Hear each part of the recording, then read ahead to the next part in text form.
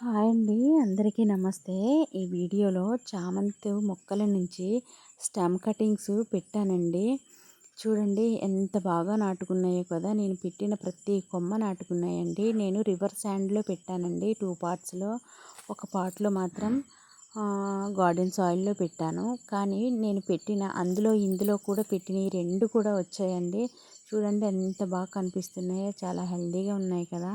ఇవి ఎలా రిపోర్ట్ చేసుకోవాలనేది ఈ వీడియోలో చూపిస్తానండి. ఫస్ట్ మనం హోల్స్ ఎక్కువ ఉన్న పాట్ని మాత్రం తీసుకోవాలండి. చామంతి మొక్కలు ఉడిసే ప్రతి పాట్కి హోల్స్ అనేవి ఎక్కువ ఉండాలి ఫస్ట్. అలాగే ఆ పాట్స్లో హోల్స్ కవర్ చేయడానికి సిప్స్ వేసుకుంటున్నానండి. సిప్స్ వేసిన తర్వాత కొంచెం రివర్ శాండ్ వేస్తున్నాను చూడండి. ఎందుకంటే డ్రైనేజ్ సిస్టమ్ అనేది బాగుంటుంది, నీరు అనేది తొందరగా ఇంకుతుందండి. నేను ఆల్రెడీ పాటింగ్ మిక్స్ అనేది కలిపేసి ఉంచానండి, ఎందుకంటే నాకు వీడియో తీయడానికి కుదరలేదు. అలా అనేసి ఇప్పుడు చూపిస్తున్నాను. పాటింగ్ మిక్స్ ఎలా కలిపాను అనేది ఈ వీడియోలో చెప్తానండి. 70% ఏమో గార్డెన్ సాయిల్ తీసుకున్నానండి, 20% ఇసుక తీసుకున్నాను, 10% మాత్రమే కౌడంగ్ మెన్యూర్ తీసుకున్నానండి. ఎందుకంటే మనం నాటుకునేవి కొత్త మొక్కలు కాబట్టి, అంటే స్టెమ్స్తో పెట్టిన మొక్కలు కాబట్టి వాటి రూట్స్ అనేవి చాలా డెలికేట్గా ఉంటాయండి, చాలా సుకుమారంగా కూడా ఉంటాయి. అందుకే అనేసి ఎక్కువగా మనం ఎటువంటి ఎరువులు వేయకూడదండి స్టార్టింగ్లో మాత్రం. ఎందుకంటే ఆ వేడిని తట్టుకోలేక మొక్కలు అనేవి పోతాయండి. చూడండి, ఇది నేను ఓన్లీ గార్డెన్ సాయిల్లో మాత్రమే వేసాను. ఎంత బాగా హెల్దీగా ఉన్నాయి కదా మొక్కలు, ఎంత బాగా వచ్చాయో చూడండి. ఇక ఫర్టిలైజర్ విషయానికి వచ్చేసరికండి, మనం 1 మంత్ వరకు ఎటువంటి ఫర్టిలైజర్స్ ఈ మొక్కలకి ఇవ్వకూడదండి. ఎందుకంటే ఇవి తట్టుకోలేవండి ఈ మొక్కలు మాత్రం. కొంచెం కొన్ని మొక్కలకి కొన్నాటికి మాత్రం రూట్స్ ఎక్కువ రాలేదండి. నేను కొంచెం కంగారు పడి, అంటే ఇవి ఎంత తొందరగా నాటిద్దామని ఆతృతతో తీసాను, అయినా సరే బ్రతికేస్తాయండి. ఎందుకంటే నేను మరీ ఏర్లు రాకుండా అయితే తీయలేదు.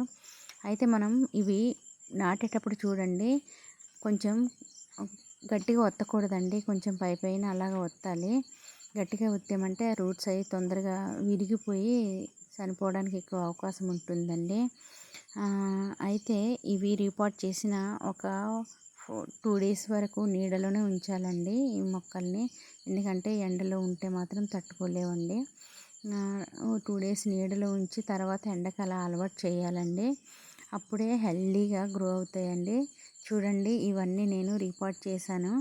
అంటే ఒక్కొక్క పాట్లో 5 సారీస్ మొక్కలు పెట్టాను. ఎందుకంటే నేను ఇందులో ఎటువంటి ఎరువులు ఎక్కువ వేయలేదండి. ఇవి ఆల్రెడీ నేను కొన్ని ముందే రిపోర్ట్ చేశాను. ఇవి ఈరోజు రిపోర్ట్ చేసినాయండి.